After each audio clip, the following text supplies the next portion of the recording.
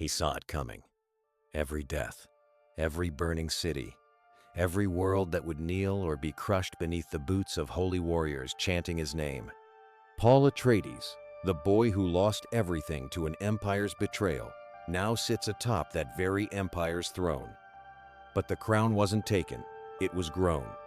Cultivated across centuries of religious engineering, watered by Fremen blood, and harvested by a young man who thought he could ride the storm without becoming it. Slowly, 61 billion dead. Not despite Paul's visions, but through them. He saw the jihad before it began. He fought to prevent it. And yet every step he took to escape that future built the road directly toward it. So here is the question that haunts this entire story. Did Paul Atreides defy prophecy or fulfill it? And the war? Letting the weight land. The war is not his crisis. It's merely the door to one. The most powerful man in the known universe cannot sleep. Not because of enemies, not because of assassination plots whispered through palace corridors, but because every time Paul Atreides closes his eyes, he sees everything. Every possible tomorrow, every branching path, every consequence of every decision spiraling outward like cracks through glass. Slowly, prescience is not a gift. It is a prison with walls made of futures you cannot unsee. And the loneliness? It's absolute. Chani looks at him now and sees someone she's losing. The Fremen, who once followed him with love, now follow with trembling reverence. There is a difference between devotion and fear. Paul knows which one fills the room when he enters. He never wanted to be a god. But power doesn't care what you want. It cares what you become, slowly. And even a reluctant Messiah is still a Messiah. She was born knowing too much, while other children learn to walk, to speak, to understand the world one small discovery at a time. Alia Atreides arrived complete. Ancient memories flooding a newborn mind thousands of lifetimes. Thousands of voices, all screaming inside a body that hadn't yet taken its first step. Slowly, the Bene Gesserit have a word for what she is. Abomination. Not because she's evil, but because she's uncontrollable. The breeding program was designed to produce a perfect instrument across centuries of careful genetic calculation. Alia is what happens when that instrument is forged too fast, too hot, in the fires of pure, concentrated spice. She has the cunning of a reverend mother, the political instinct of an emperor, and she is barely a teenager. Letting the weight land Paul's war built the throne. But Alia might be the one who keeps it, or burns it to the ground. She is his legacy made flesh, and legacies, in this universe, are never safe things to leave behind. They let him take the throne. Remember that. The Spacing Guild, the Bene Gesserit, the remnants of House Harkonnen, none of them were destroyed. They simply bent, bowed their heads, whispered allegiance through clenched teeth, and waited, slowly. Because old power doesn't die, it adapts. The guild needs spice to fold space, and Paul controls Arrakis. Every grain of melange flows through his fingers. That terrifies them. The Bene Gesserit spent 10,000 years engineering bloodlines toward a Messiah they could control. Paul is their creation, but he slipped the leash. That enrages them. And the Harkonnens? Letting the image sink in. Hatred is hereditary in that bloodline. Separately, they are wounded animals. Together, they are a conspiracy that spans the known universe. Paul's empire looks invincible from the outside, but empires are not destroyed by armies. They are destroyed by patience, and his enemies have centuries of it.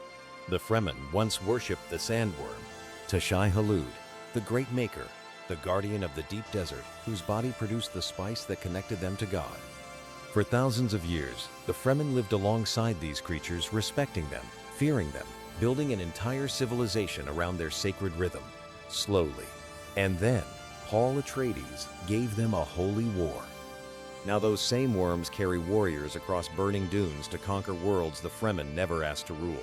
Sacred creatures reduced to cavalry, divine instruments turned into weapons of empire. Do you see the betrayal?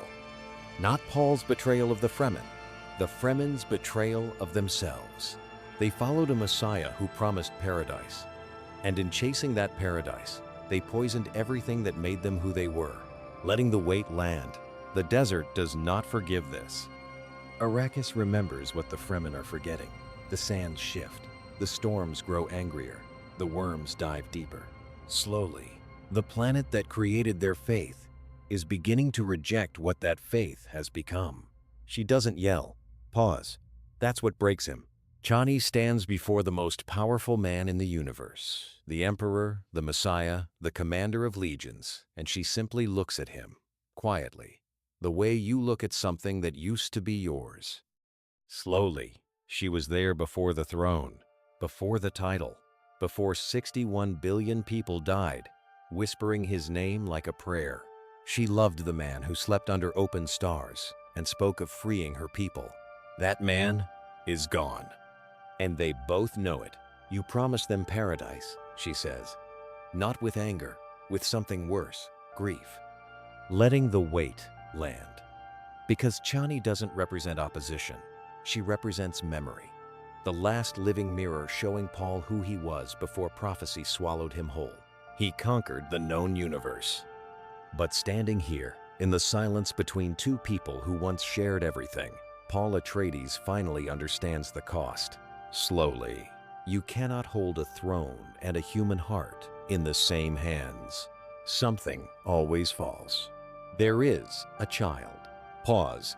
Born in the shadow of empire, carrying the blood of Atreides and Fremen, of conquerors and conquered, of human ambition, and something older, something the universe has been building toward for millennia.